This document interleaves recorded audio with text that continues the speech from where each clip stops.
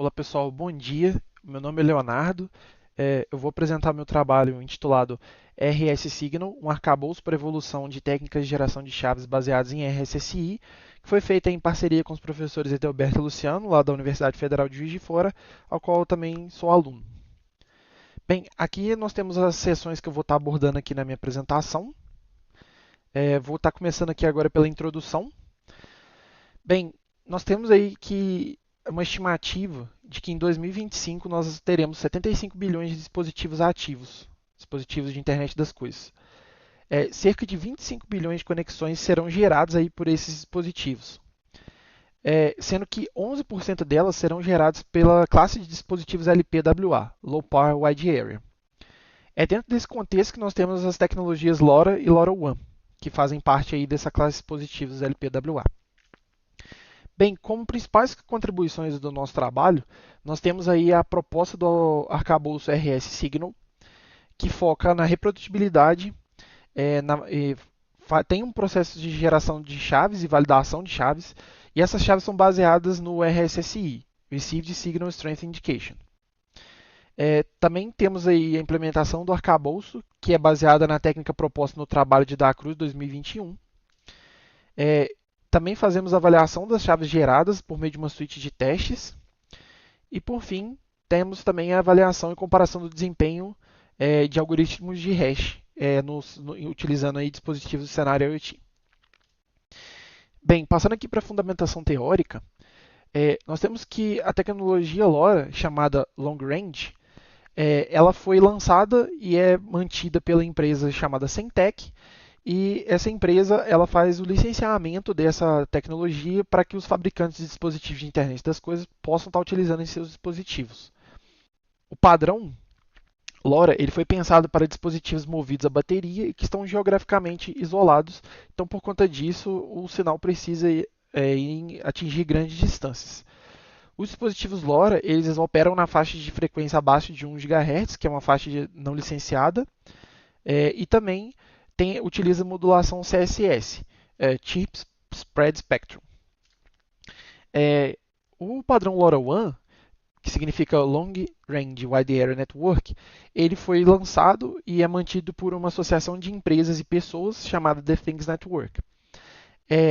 Esse padrão ele versa aí sobre os principais grupos de dispositivos presentes numa arquitetura LoRaWAN.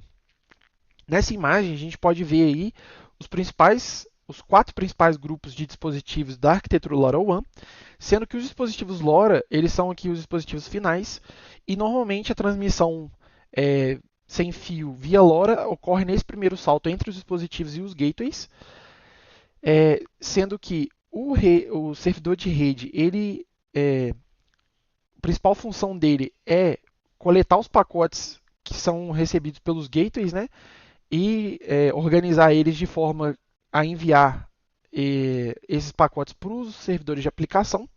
E esses servidores de aplicação são os responsáveis por fazer o armazenamento de mais longo prazo e também fazer algum processamento ou filtragem desses dados recebidos lá dos dispositivos finais. Bem, como principais características aí do processo de geração de chaves, nós temos que o trabalho de Hershey, de 1995, né, desde esse trabalho, nós já temos investigações aí sobre a utilização de características da camada física nesse processo de geração de chaves, né, como entrada para o processo de geração de chaves. E entre as possibilidades aí, a gente escolheu para esse trabalho utilizar a entropia do indicador RSSI. Bem, falando agora sobre o arcabouço RS Signal, o arcabouço ele tem 6 passos distintos e bem definidos, baseados aí no trabalho de Da Cruz 2021. Ele foi implementado num código em Python e em parte em Shell Script, sendo que esse código ele foi pensado em modularidade, né, para fornecer modularidade e uma independência funcional entre esses módulos, de forma que esses módulos eles possam ser substituídos sem que o funcionamento dos demais seja prejudicado. E nós também focamos aí na reprodutibilidade, então o código é aberto, de forma a poder ocorrer a reprodução dos nossos experimentos. Aqui nessa imagem a gente vê os passos, né, do arcabouço E aí na esquerda nós temos os passos no lado do dispositivo e na direita do lado do gateway. E agora eu vou estar detalhando cada um desses passos. O primeiro passo é a coleta das medidas de RSSI lá no mundo real. E aqui nessa implementação do framework, a gente escolheu por utilizar datasets coletados lá no mundo real, sendo que a segunda etapa é o pré-processamento.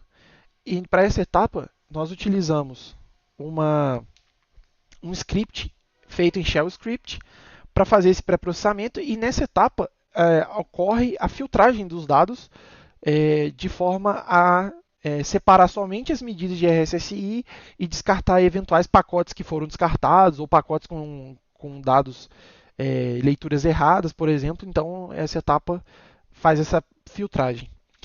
Então, a gente tem a etapa de quantização, e nessa etapa a gente implementou o algoritmo MSD, Mean Standard Deviation, que utiliza aí média e desvio padrão para fazer a quantização. A primeira etapa desse algoritmo é fazer uma diferenciação das medidas recebidas ali da etapa de pré-processamento.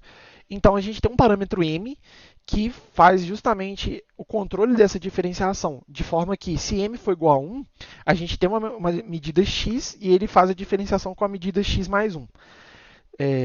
Se esse parâmetro for 2, então a medida X é diferenciada com a medida x mais 2, e assim por diante. A segunda etapa desse algoritmo, eu vou mostrar aqui agora mais detalhadamente, ela ocorre da seguinte forma. Suponha que após a diferenciação nós temos essas amostras aqui em rosa, e aí nós temos a média, que é calculada, essa média mi, calculada e representada aqui em vermelho, e nós temos os limiares superior e inferior eta plus e eta minus, representados aqui em azul. Nós também temos o parâmetro alfa, que controla justamente a distância desses dois limiares para a média. Então, ele é um parâmetro de ajuste aí desses limiares. Então, após esses cálculos, o que acontece com as nossas amostras é que elas são transformadas em bits da seguinte forma. Se uma determinada amostra está abaixo do limiar inferior, ela é transformada em um bit 0. Se ela está acima do limiar superior, ela é transformada em bit 1. E todas as medidas que estão dentro ali dos limiares, elas são transformadas em um bit 2. E esse bit 2 ele é um marcador para ser utilizado na próxima etapa como descarte. Esse descarte ele é importante para justamente aumentar a variabilidade dos bits e evitar sequências repetidas de 0 e 1 que poderiam estar aí prejudicando a aleatoriedade das chaves. Bem, a próxima etapa é a troca de índices. Nessa etapa, nós temos aí os bits 2 que vieram da etapa anterior, e aí os nós eles enviam para o outro nó quais são os índices desses bits 2 que eles vão estar descartando, e aí acontece uma operação de concatenação, porque uma vez que o nó recebe essa medida, esses índices lá do outro nó, ele pega e concatena esses índices com os índices que ele já ia descartar, e após essa concatenação existe o descarte de fato. Então, essas amostras são descartadas, ficando a sequência de bits 0 e 1. Na próxima etapa, a gente tem a reconciliação de chaves, porque nas demais etapas pode ter acontecido alguma discrepância de bits. Então, nessa etapa, a gente reduz aí ao máximo essa discrepância entre os bits, e eu vou estar explicando como isso é feito mais detalhadamente agora. A gente optou por utilizar um codificador Reed-Solomon. Então, do lado do dispositivo, nós temos a nossa mensagem, que no caso é a sequência de bits, e ela é entrada no codificador Reed-Solomon, e esse codificador tem como saída uma mensagem codificada e os bits de correção. No lado do gateway, nós temos a mensagem lá do lado do gateway, que são os bits do gateway. Ele também é entrado no codificador RS, né, de forma que os parâmetros dos codificadores aqui são iguais. O codificador dá uma saída de uma mensagem codificada e os bits de correção, sendo que a próxima etapa é substituir os bits de correção aqui pelos bits de correção recebidos lá do dispositivo e aplicar esses dados no decodificador Reed-Solomon, de forma que esse decodificador já aplica uma correção de bits. E por fim, nós temos uma mensagem decodificada que é justamente essa mensagem aqui do dispositivo. Nesse ponto aqui é importante notar que somente o dispositivo envia os bits de correção lá para o gateway e ele não faz a decodificação, para poder economizar aí esse desempenho e economizando energia consequentemente. A próxima etapa é a de amplificação de privacidade. Nessa etapa, a gente faz aí a transformação dessa sequência de bits em uma hash, por meio de um algoritmo de hash, e essa hash ela é enviada para o outro nó, de forma com que os dois nós possam garantir que a sequência de bits de ambos está correta. Nessa etapa, nós utilizamos o algoritmo SH3512 e mais para frente eu vou estar explicando essa escolha desse algoritmo. E por fim, a gente teria a etapa da geração de chave de fato. Nós teríamos aí essa sequência de bits como entrada dessa etapa, mas a gente não chegou a implementar essa etapa aqui nessa iteração do framework. Bem, passando agora para os resultados experimentais, os dois principais experimentos desse trabalho foram, primeiro, o benchmark de hashes SHA, que consistiu em 1 milhão de iterações de geração de um Digest, um resumo aí de uma hash. E aí nesse benchmark nós fizemos uma comparação entre a implementação da biblioteca HashLib do Python com a implementação do módulo OpenSSL, que está disponível aí na maioria dos sistemas operacionais baseados em Linux. E também aproveitamos para comparar as arquiteturas x86 com a ARM, sendo essa segunda aí mais propensa aos ambientes de internet das coisas. Nós também tivemos aí o segundo experimento, que é com o arcabouço, e nele nós utilizamos conjuntos de dados lá reais como entrada e fizemos a validação dos resultados na suíte de testes do National Institute of Standards and Technology, o NIST. Bem, aqui nós temos os resultados da plataforma x86 lá para o benchmark de hashes e aqui é possível ver esses resultados, sendo que nós descartamos a hash SH1, apesar dela ter sido a com melhor desempenho para essa implementação por conta das propriedades dela de segurança e não ser tão resistente aos ataques de força bruta. Então ela não cumpriu esse requisito, então nós utilizamos o SH3224 como base para a nossa comparação. E aqui vocês podem estar vendo a distribuição dos resultados, sendo que nessa plataforma x86 nós utilizamos aí um processador Core i7 com 32 GB de RAM. Porém, como nós imaginamos ali que aquilo não refletia de fato um ambiente de internet das coisas, nós resolvemos utilizar aí a plataforma ARM com dois dispositivos, um Raspberry Pi 3B e um Raspberry Pi 3B Plus, representados aqui em verde e azul. E aí nós podemos perceber que a distribuição dos resultados ela é bem parecida com a da plataforma x86, apesar da grande diferença entre o desempenho deles. E aí na média, aqui nós temos que o pior resultado médio na implementação OpenSSL do SH3512 é de 16% a mais de desempenho em comparação com o SH3224. E aí o SH1 já tinha sido descartado, como eu expliquei. Nós resolvemos, nesse trade-off aqui, considerar o SH3512 na implementação OpenSSL por conta da relativa pequena diferença dos resultados e as propriedades de segurança dele contra ataque de força bruta são muito mais resistentes do que a do SH3224. Então, por conta disso, nós fizemos essa escolha do SH3512, implementação OpenSSL. Bom, detalhando um pouquinho mais sobre os conjuntos de dados, nós tivemos aí o conjunto de dados 1 que foi cedido pelos autores do trabalho de Da Cruz 2021. Ele consiste em 3 principais coletas, sendo a primeira contendo aí 377 medidas de RSSI que vão de -9 a -115, e essa coleta ela representa o nosso ambiente aí de alta mobilidade entre os nós, e as coletas 2 e 3 com 676 e 2087 medidas que vão de -3 a -65 e -61 a -116 respectivamente, sendo essas coletas representantes aí de ambientes com baixa mobilidade. A principal diferença entre esses dois seria de que nós temos a coleta 2 como um ambiente de mobilidade próximo ao gateway, já a coleta 3 uma mobilidade distante do gateway. O outro conjunto de dados foi retirado do trabalho de Sink e Pollack 2022, e ele consiste em uma coleta contendo 200 medidas que vão de menos 44 a menos 68 é, lá nessa coleta, e esse representa o ambiente sem mobilidade entre os nós.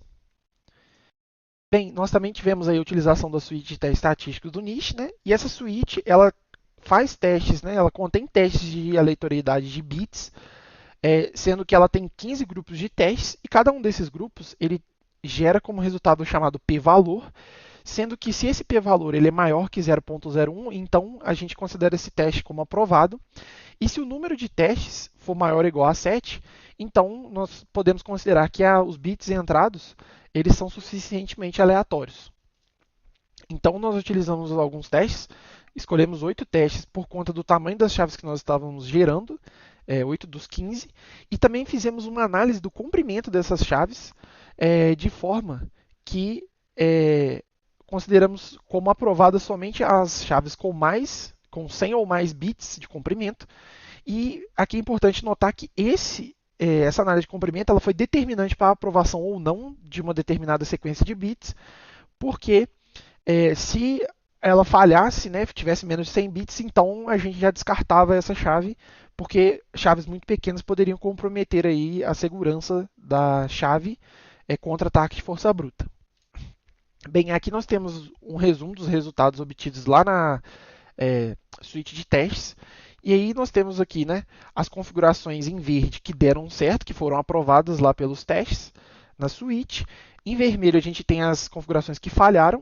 E as que estão com asterisco são as que foram reprovadas no tamanho da chave também. Então, como a gente pode ver aqui, nós temos as configurações no conjunto 1, né, para cada uma das coletas que foram aprovadas. E aqui no conjunto 2, que foi o sem mobilidade, né, nós percebemos que todos os parâmetros, né, todas as configurações dos parâmetros foram reprovadas. Então a gente pode tirar como uma conclusão aqui que o nosso método ele não seria muito propenso para ambientes sem mobilidade. E uma outra coisa importante a se notar é que a coluna aqui com alfa 0 é uma coluna que representa caso, por exemplo, a segunda etapa do algoritmo MSD não fosse executada, ficando somente a diferenciação sem aqueles índices de descarte, então a gente percebe que é necessário fazer o descarte daqueles índices mais próximos ali da média, justamente para poder tornar a sequência de bits mais aleatória, evitando aí as sequências, né, de zeros e uns. Bem, passando aqui agora para as conclusões, a medida de RSSI ela é ubíqua aí entre as diversas tecnologias wireless e ela é especialmente fácil de ser medida com os dispositivos LoRa. Então, por conta disso, nós concluímos que ela seria uma ótima fonte de entropia para esse método aí do framework. Nós fizemos a implementação do arcabouço e a nossa implementação ela elimina a necessidade do estabelecimento prévio de um canal seguro. Ela também proporciona resistência aos ataques de força bruta por conta das decisões que foram tomadas durante a fase de implementação do arcabouço. E ela também possui um código aberto, justamente para favorecer a reprodutibilidade aí dos experimentos realizados. E também futuras adaptações desse framework e etc. E aí nós também fizemos a validação dos nossos resultados com dados reais, né, do framework com dados reais e desses resultados utilizando a suíte do NIST. E aí nós podemos concluir que os cenários com mobilidade eles são mais propensos ao método proposto, como vocês puderam ver ali que eu mencionei anteriormente. Bom, como trabalhos futuros, nós temos aí que implementar a parte que envolve os dispositivos LoRa de fato, né, a parte física das trocas de pacotes, etc. Então nós temos aí que implementar ainda a etapa de coleta de dados, né, que é o passo 1, de forma open source, lá para coletar essas medidas lá na etapa 1, e também testar aí outros algoritmos de quantização lá na parte 3, que nós implementamos o MSD somente. E também está investigando aí outros métodos para os cenários sem mobilidade. Bom, era isso que eu tinha para mostrar para vocês. Muito obrigado pela atenção. E aqui a gente tem disponível o acesso aí ao código-fonte. Agora estou aberto para perguntas. Obrigado.